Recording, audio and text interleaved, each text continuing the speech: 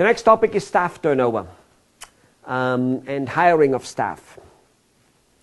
And this topic is very much, it's for all countries we're working in. It's kind of like so many people, almost all small business owners, they always want to keep their staff. And they want to always hire only good staff. And they do all kinds of interview to make sure they get the right staff. And they're always on top of it, want to get the staff perfectly working before they aim for expansion. And it is big problem. Number one, they'll never get the right staff. Staff doesn't stick with them in most cases. And I'm not so much going to talk to you today about how to improve the staff sticking with you, even though that can be done to a degree. I want to actually more point out the fact that there will be staff turnover. And that this is extremely relevant to, let's just say, India. In the last 15 years in India, staff turnover became a big hassle. That's just because India didn't know staff turnover before. Yet where I come from in Europe and in the United States of America, staff turnover was around ever since I grew up. I had 20 or 30 jobs. Wow. Most of them because I wanted to move on. Some of them because I just simply didn't like them, and some of them because I got fired because the bosses didn't think I was good enough or fit in the organization for one reason or another. So I've been on both fences basically. On one hand, I was switching jobs like other people change shirts, and on the other hand, I was in charge of very large operations with very large companies. I think the largest was like, having literally close to 1,000 people under my command. And I had my own business with 20, 30, 50, etc., 70, 100 employees. One way or the other way, as I said, I'm on both sides. On one hand, I wanted to have good staff and stay with me. And on the other hand, I was myself job hopping. So, let me tell you this. Staff wants to grow just like you want to grow. In most cases, they need to go outside to grow, which should give you a small hint. One of the ways to keep good staff with you is that your business grows. What do you think why people want to go to IBM or to Tata or to Reliance or to Coca-Cola? Why? I tell you why. Because there is business opportunity to grow. They could possibly move from a receptionist to a God only knows what, a chief administrator, from a salesperson to a sales executive, and even do a CEO and do a God only knows what. They can't do that with a small company. A dentist who stays, more or less the same size, and a receptionist is there, and that's all the jobs you can have for the rest of their life because there will be no other job. See, the increase in normal yearly salary is not enough to satisfy people. And if it is enough to satisfy a person, I don't think that person is a good person. If somebody comes into my office and sits down on an interview and says, well, sir, Mr. Flash, I'm looking for a home. I'm looking somewhere to be for the rest of my life. And let's say the guy is 20 or 30 or 40 for that much. I go, okay, that's great. This is not your home. Goodbye.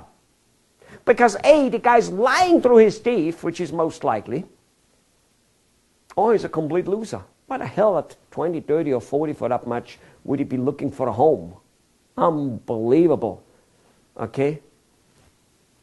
So ladies and gentlemen, and especially you in India, this is a phenomenon which is with you. Staff turnover which will be with you.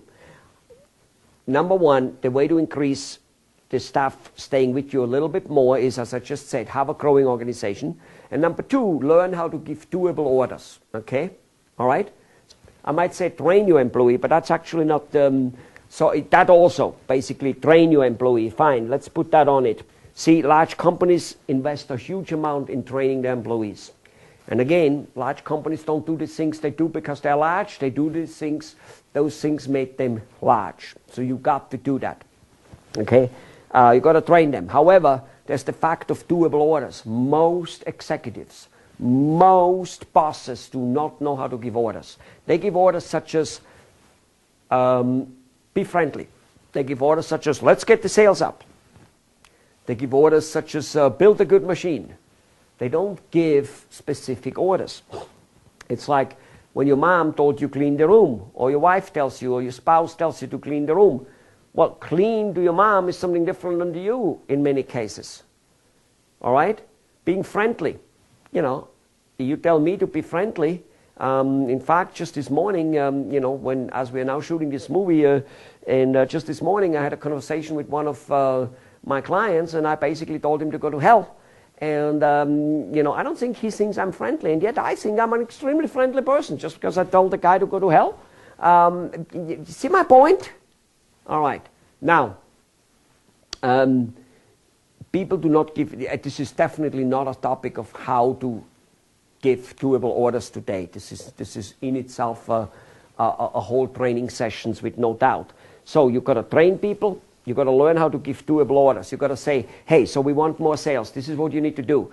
You need to get this type of people's list. Like, let's just say it's the people who manufacture this type of plastic, and I want you to get the list from this people in this type of area, like in this country, in this state, from wherever.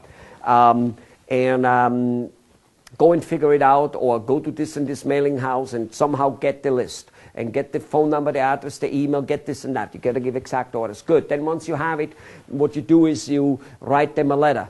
Here's the type of letter you write, or here's the exact letter I want you to write. And then I want you to write another letter or another email or another phone call 3 days later, 4 days later, blah, blah, blah. What is the exact sequence? And you give the quantity, and you give all those exact doable orders. Now you get something done. Now, if you don't know how to do it, then you need to take the responsibility to learn how to do it, or do you need to take the responsibility to hire a person who knows how to do that? Otherwise, you're dead. Okay, trust me. So, and probably the most important part is that your company is growing, which, however, if you do give doable orders and train your employees, your company probably will be growing.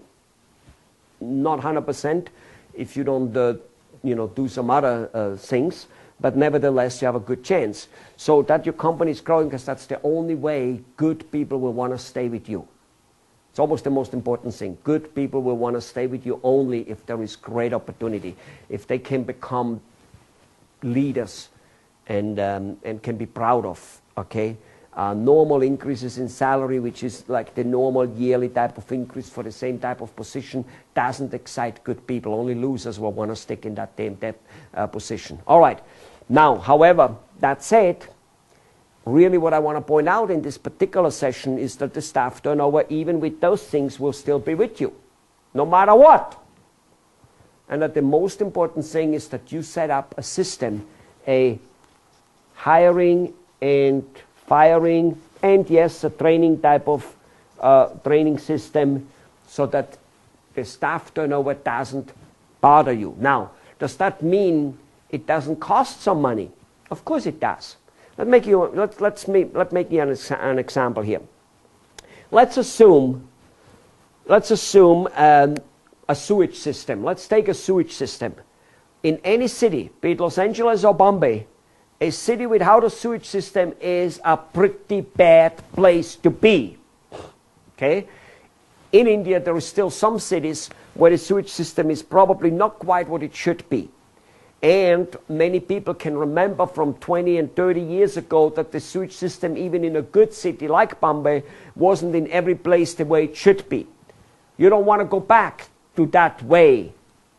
And so, even though nobody wants to spend money, tax money or any money, to build a sewage system, it is the lesser of two evils. It's a little bit like with going to the doctor. Who wakes up in the morning and saying, I want to go to the doctor? Who wakes up in the morning and say, I love to take vitamins, I love to have to buy expensive food so that I get good nutritional food and all that type of stuff so that I can stay healthy? Nobody says he loves that. But it's the lesser of two evils. You have to do it.